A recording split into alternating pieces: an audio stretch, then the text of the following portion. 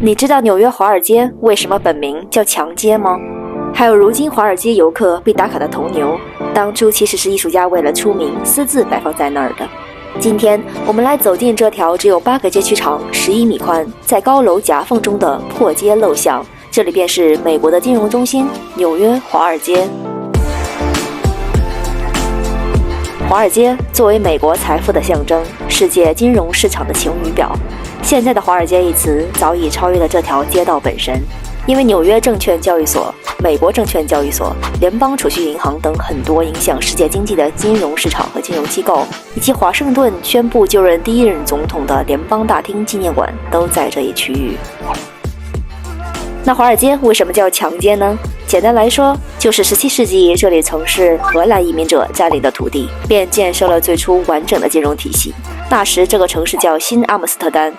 为了抵抗英国殖民者及附近的印第安人，他们便沿街建造了一座4米高的泥土木板墙。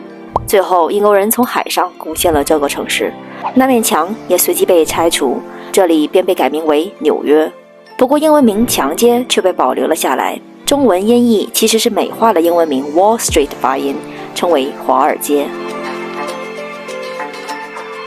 热情的游客们最喜欢打卡的地方就是华尔街的铜牛了。不过你知道吗？这其实是意大利艺术家莫迪卡为了博取关注，私自将自己苦干2年，花费36万美元制作的街头艺术品。这头重达3.2吨、高3.4米的巨大铜牛，深夜里用一个卡车拉来，放在纽约证券交易所门前的。这是他送给纽约的圣诞礼物。他希望来年经济可以牛市冲天，鼓励人们积极度过1987年股市崩盘后的艰难时期。如此有想法的艺术家，也是上海外滩金融牛的设计创作者。而华尔街铜牛虽然最后没有被允许放在纽交所门前，但是却被迁移到几条街之外的鲍林格林公园。